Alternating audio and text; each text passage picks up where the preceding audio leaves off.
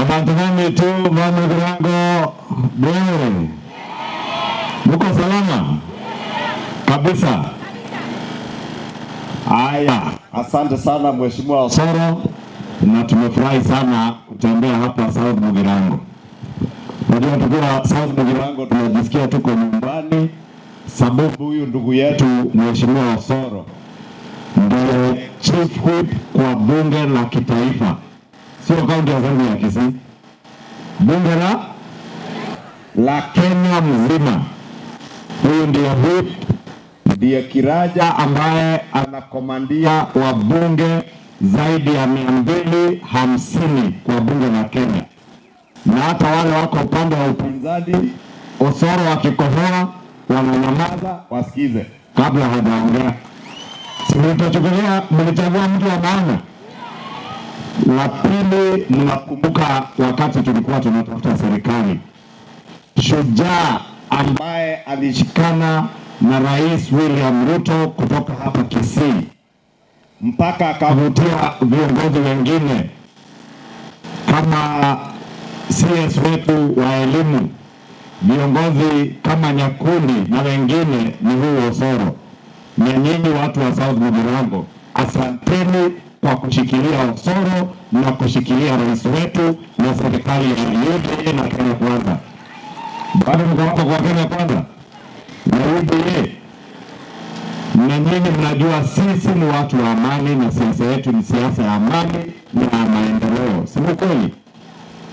Na ndio hata wakati wa kampeni nakumbuka Osoro amepanga hafla ya harambee ya vijana wa bodaboda hapa Kisii Town. Wale walikuwa kwa serikali na usemi mkubwa siku hizo wakajaribu kuzuia, lakini Osoro akaambia rais, akiwa naibu wa rais, lazima akanyange Kisii na ashikilie vijana wa bodaboda wa Kisii na groups na wamama. Na tuwashukuru kwa ile kura mingi mlipea Rais William Ruto. Si hapa mbele mnajipanga.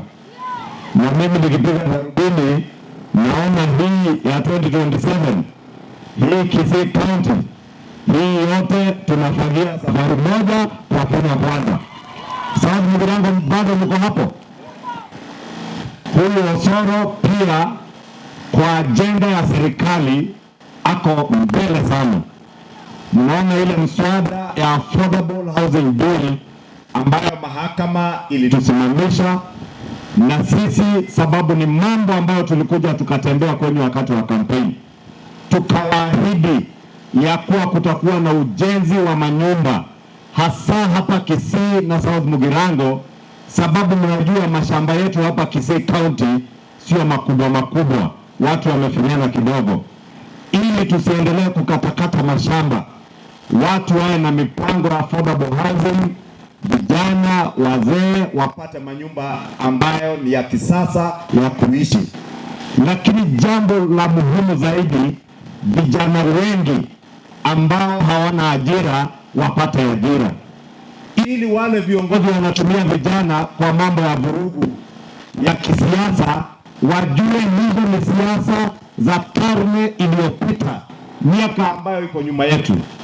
Wewe kama ni kiongozi, panga vile vijana wataingia kwa ajira, kwa affordable housing, manyumba yakijengwa hapa Kisii County. Panga vijana vile wataingia, wapewe kandarasi, kama ni ya kuunda madirisha na milango wanapewa kandarasi, kama ni ya kupaka hizo manyumba rangi, vijana wa hapa Kisii wapewe kazi ya kupaka nyumba rangi, wapewe kazi ya architects, wapewe kazi za engineer. Lakini sio kupanga vijana kuvuruga mikutano ya kisiasa. Si hizo siasa mmekataa hapa Kisii?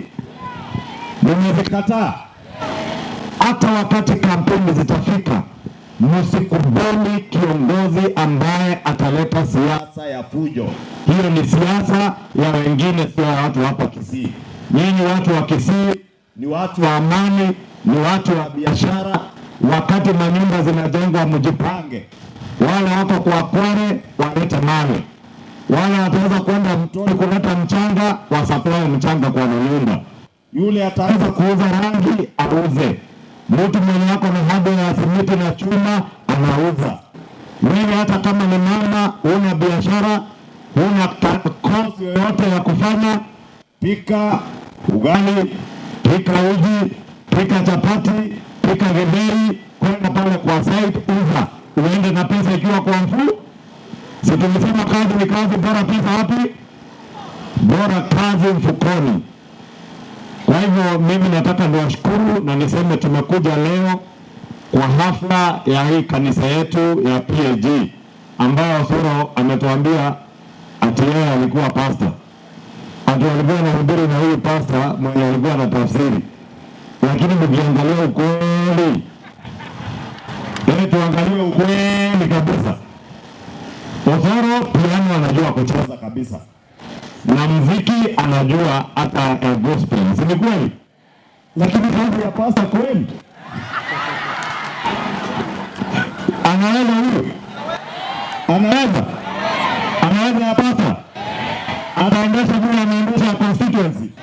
Na tushukuru sababu mheshimiwa Osoro vile governor wetu Ongwae amesema. Mambo ya mabarabara, mambo ya maendeleo ya TVET amepanga mpaka ICT digital hubs. Sasa jamii ya hapa South Mugirango kupitia ile kazi Osoro wanapanga kwa TVET, kwa every ward in South Mugirango amepanga aweke ICT hub. Ile mnasikia rais akisema kazi yetu ni kufinya kompyuta, dola inaingia kwa mfuko. Ndio Osoro amepanga, na najua tulikuwa na yeye juzi Nairobi akipambana na wale watu ICT Authority na Konza Technopolis. Wapange walete kompyuta zaidi ya 200 hapa South Mugirango, vijana waweze kupata mambo ya ICT hubs. Mambo ya affordable housing, yeye ndiye amekuwa mstari wa mbele kwa bunge na anapanga housing hapa South Mugirango. Mambo ya barabara, nilikuwa na yeye juzi kwa ikulu ya rais akiambia rais ile barabara ya kutoka Ndoro kwenda Nyakorere, Orencho mpaka Ikoba zinaendelea kuwekwa lami. Ndio mheshimiwa Ngoe ametuambia mabarabara sasa zinawekwa lami. Hata Esaka, Nyamonaria kwenda mpaka Nyamarambi, si hata hiyo inaendelea lami. Na nataka niwatangazie hivi karibuni rais anangojea tu imalizike, atakuja kuizindua rasmi akiletwa na huyo Osoro. Siku jamaa wetu Osoro anatufanyia kazi na William Ruto. Vile tuliwachagua hawajatuangusha. Si ni kweli? Na housing nimewaambia already, ananiambia inafanywa hapa kwa hii ward yenye tuko saa hii. Kuna affordable housing inaendelea. Kwa hivyo sisi wote tujipange kwa hiyo mambo ya affordable housing.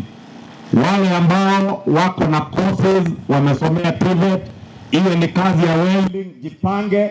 Osoro ana mpango, anapanga ya kuja kuelimisha vijana wetu, mafundi wakuwe accredited by the National Construction Authority, wapewe kazi hapo. Hata watu wa mkono wapate kazi hapo ya kibarua. Wewe kama ni welder upate kandarasi ya kuunda madirisha. Uliona juzi wakati tulikuwa na rais hapa Homa Bay, governor wa Homa Bay Gladys Wanga akitangaza ya kuwa pale Homa Bay wamejenga nyumba 160. Na hapa najua ni nyingi zaidi ya hivyo. Na vijana wa hapo Homa Bay wa welders walipata kandarasi ya milioni 11. Vijana wa kuchomelea dirisha, wakachoma madirisha na milango ya hizo nyumba. Hapa South Mugirango Osoro wanapanga hiyo ili yaunganishe vijana wenye wanafanya kazi ya kuchomelea wapate kandarasi. Wale wa rangi waunganishwe wapate kandarasi ya kupaka manyumba rangi, mafundi vile vile. Si tutajipanga?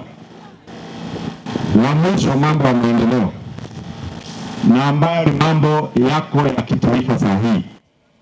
Najua madaktari wetu wengi across the country wameitisha mgomo, na nataka nichukue nafasi hii kutoka hapa South Mugirango niwaulize madaktari wetu wote Kenya mzima, tafadhali muwe na moyo wa utu, muwe na moyo wa mazungumzo, ili muweze kujadiliana na serikali na Council of Governors, tusitishe mambo ya mgomo, turudi kuwatibu wagonjwa ambao hawana makosa yoyote. Simngependa madaktari wetu warudi kazi. And we want to assure all our doctors across the country, give dialogue a chance. There is always reason to come together and reason together. When you give dialogue a chance, there is no challenge you cannot surmount as a nation. And I want to plead with our doctors to give dialogue a chance so that our patients across the country may not suffer. If we lose lives on account of a strike, we cannot be able to replace those lives. But even if you lost money today, tomorrow you can get that money.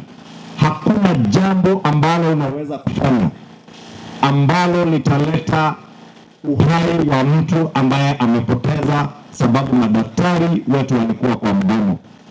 Lakini iwe ni pesa wanapoteza, iwe ni kazi zimepotea, iwe ni kutokubaliana imekuwa, hayo yote ni mambo ambayo kwa mazungumzo tunaweza kusuluhisha. Na sababu kwa bunge tuliweka sheria mpya ya universal health coverage.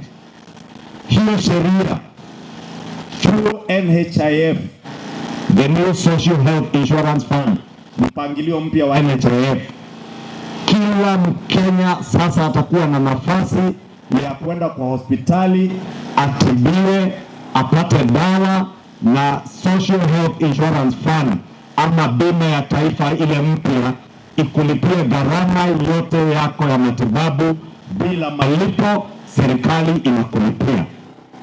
Lakini hayo mambo hayawezi fanyika, na mnajua regulations zinakamilishwa. Hata NHIF yenye tulikuwa tunalipa shilingi 500 sasa inashukishwa tuwe tunalipa shilingi 300 peke yake. Wale ambao hawajiwezi, wewe kama huwezi pata shilingi 300 kwa mwezi, serikali ya Kenya inakulipia, sababu hao wabunge nao wanakatwa 2.75%. Huyo soro mbunge wanyu sasa atakula kikato wa shilingi 22,000, ili wale watu hawana uwezo hapa South Mugirango wanalipa na mishahara yenye mnalipa osoro na pesa yenu ya kodi. Sio ni fair?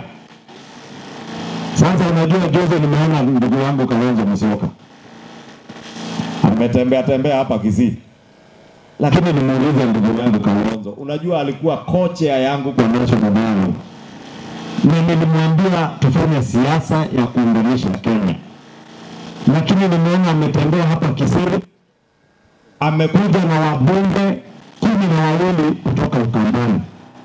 Nikawauliza, siangatafuta hata Osoro amusindikishe, ama atafuta mbunge kutoka hapa Homabay ama hapa Migori amusindikishe, nimuulize afanye siasa ambayo ni ya kitaifa.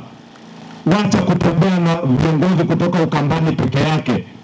Sisi unaona tumetembea hapa na Faruk, tumetembea na wabunge kutoka Rift Valley, tumetembea na hapa Kisii, Wanyamira, Wanandi, Uasin Gishu, ili tulete Kenya pamoja. Na hiyo ndio siasa ndio kusonga mbele. Na wakati niliona Kalonzo hapa anaongea mambo ya ati ushuru, I want to tell my brother Kalonzo Musyoka, ukiongea mambo ya ushuru, kumbuka hakuna bill yoyote ya ushuru imepitishwa bunge mwaka huu. Finance bill tunangojea ikuje mwezi wa 4, itapitishwa huko mwezi wa 7. Na hujajua hata nini iko kwa ile finance bill. Umeanza kuchochea watu mambo ya ushuru ya juu.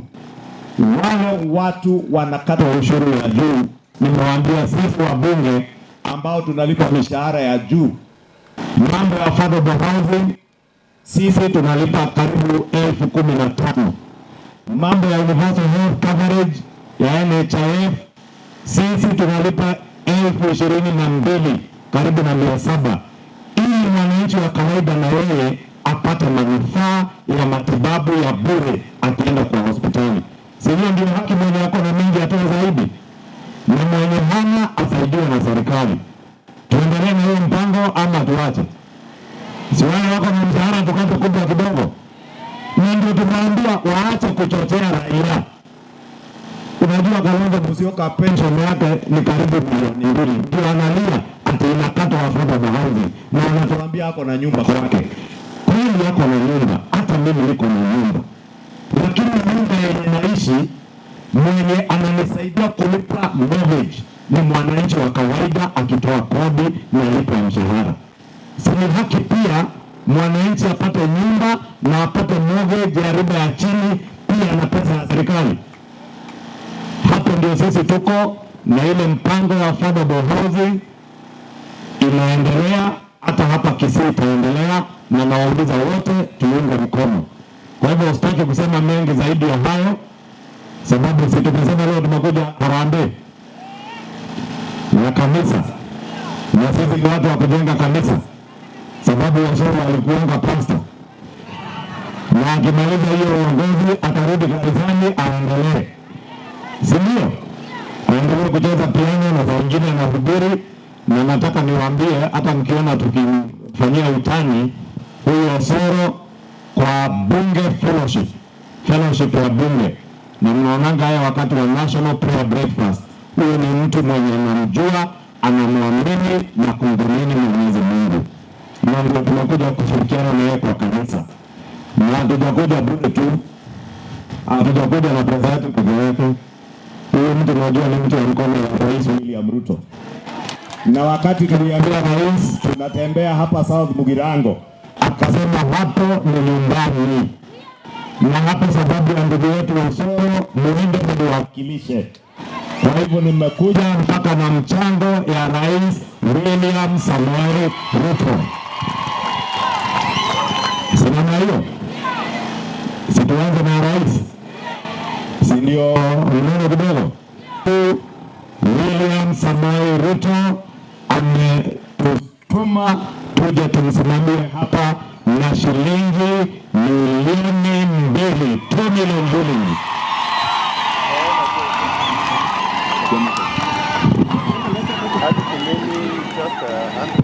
Mheshimiwa waziri wetu wa elimu, CS wetu, naye tumepatana hapo Nairobi, naye akienda Meru. Nimemwambia tukiwa kwa airport na kimbia Kisii, alafu tuende Kilgori na turudi Kiambu hapo ingine. Akanituma na 200,000 CS Machogu. Na mimi yangu niko na shilingi 750,000 750,000.